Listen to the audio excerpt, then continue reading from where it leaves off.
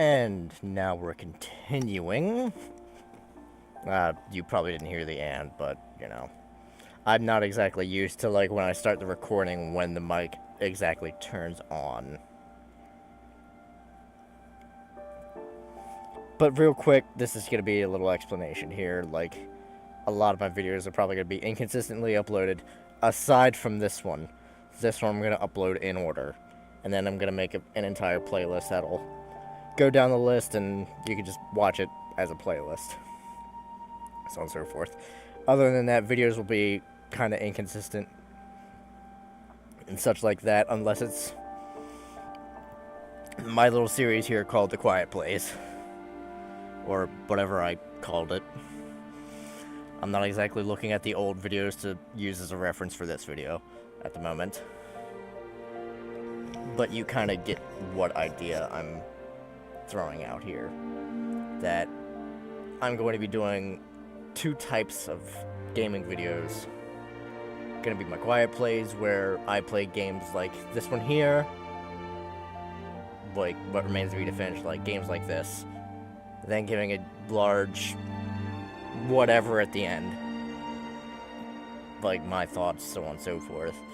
At the end, I'm gonna be remaining as quiet as possible while I'm playing the game, but every now and then, as you see in the previous little videos there, that I unpause to just talk about something that was on my mind at the time. That might happen too, depending on the kind of thoughts I have at the moment, because I know I'm going to forget them later, so I might as well point them out now. Anyway, this has been a minute long, so we might as well continue.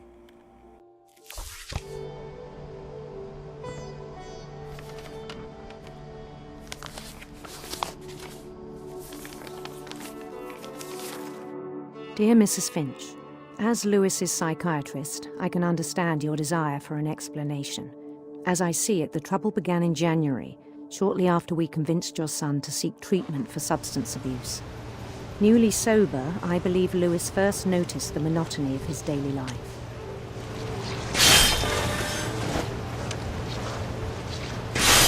He kept working at the cannery, but he withdrew part of himself.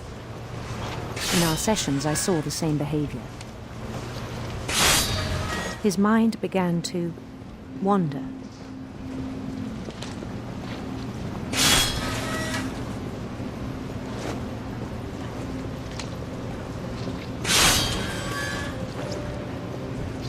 I asked him to describe it. He said he started small, imagining a labyrinth. He'd feel his way about. Then something moved. Bats. And toads.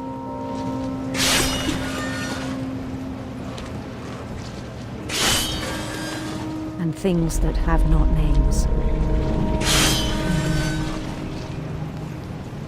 He knew it was all in his head. He took it very seriously. I had hoped he'd find himself.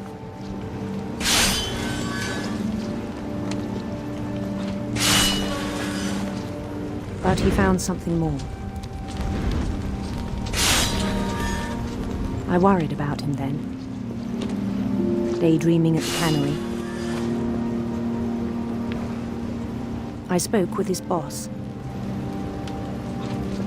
But he said Lewis had become a model employee. Methodical, tireless, focused. Like a whole new Lewis. So I let him go on.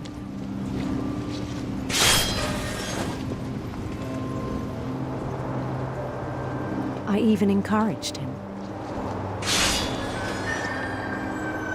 It seemed very promising at first. He told me he'd made a new friend.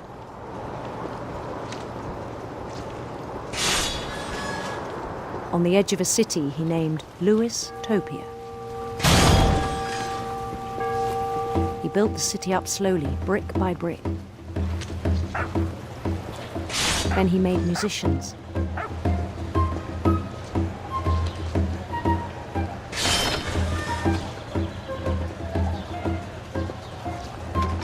and songs for them to play. He talked about starting a band. And he was always humming something.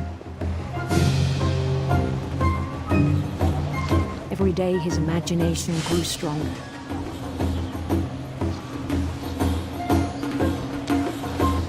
He no longer spoke at the cannery.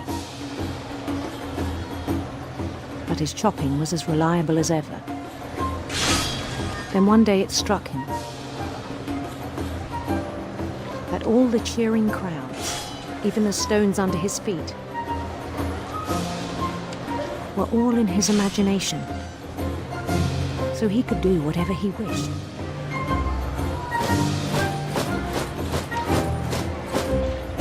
He held an election for mayor, and he won. They begged him to stay, but his mind was already wandering. It became a game for him.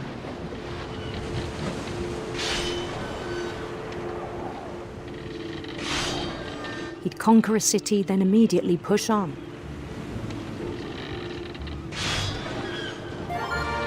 New Louisville.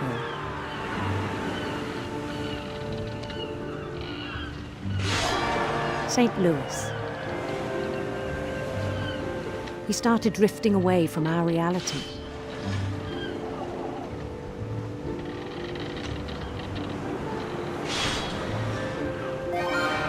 Minneapolis. Until one day he forgot to go home from the cannery. Even as his mother pleaded with him, part of Louis kept sailing on.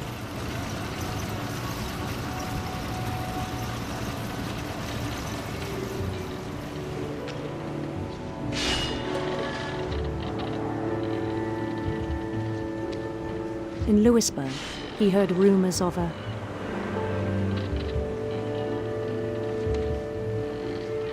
handsome queen.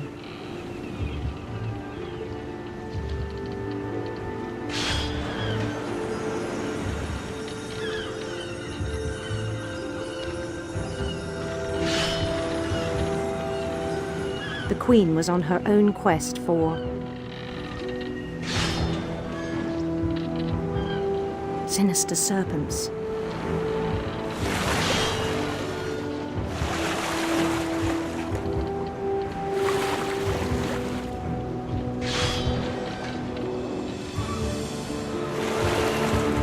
He followed the sound of her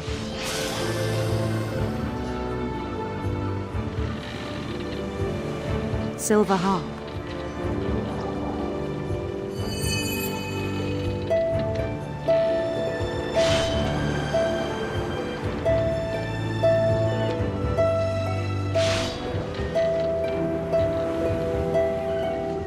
His chase led him to a golden palace east of the sun and west of the moon.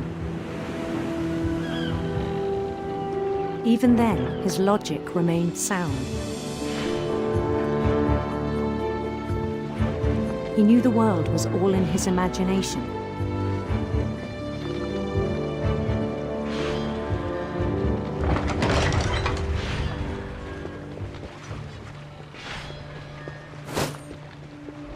But he was so proud of having created it.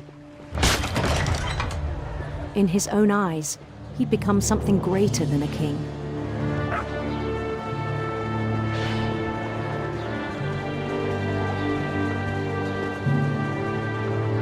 For someone who'd never known success in the real world, I think it was overwhelming.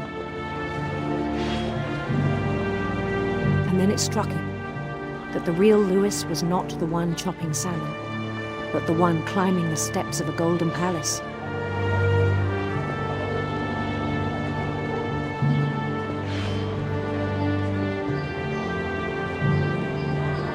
My imagination is as real as my body, he told me.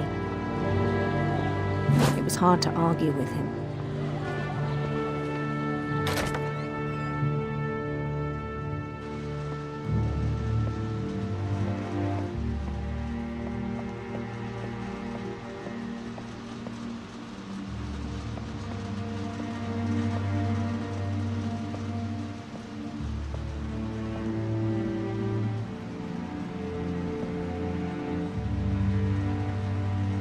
began to forget the world we know.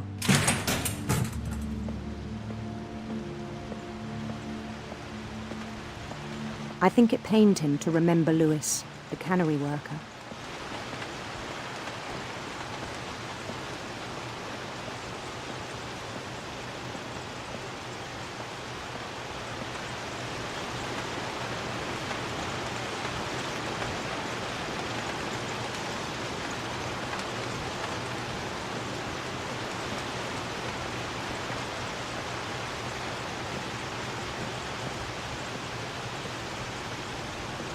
He began to despise the man with a royal contempt.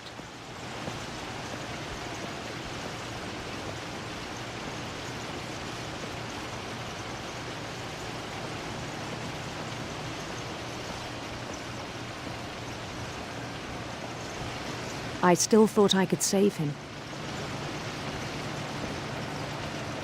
Even after he said he was being crowned king over all the lands of wonder. The palace would be packed with his companions.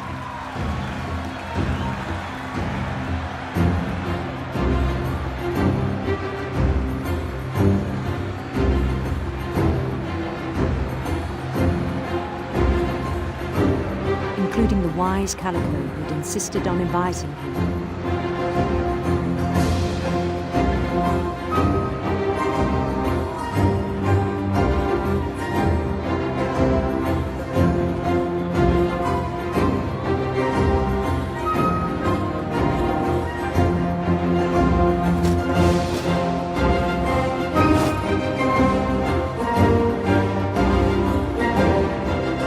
Queen waited, holding his crown.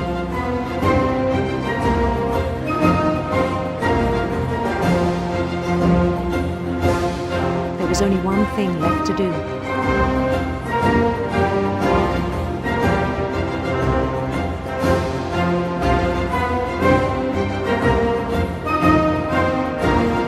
Bend down his head.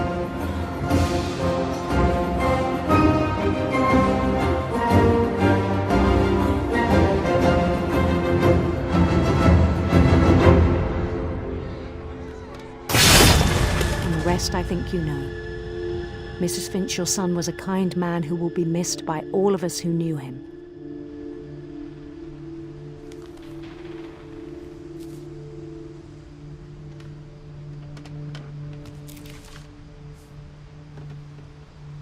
My brother was really cool. I wish you could have met him.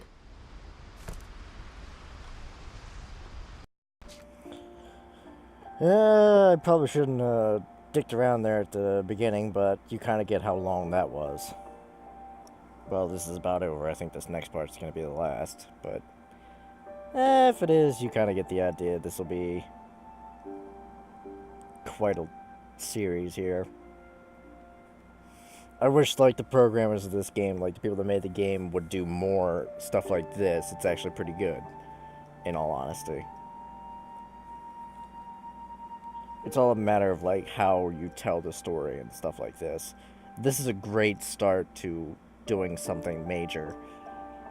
Because this is actually pretty good. If you disagree with me, then you don't exactly know much about storytelling or something like that. Not that I'm criticizing anybody here. But, oh, hold on. Shush.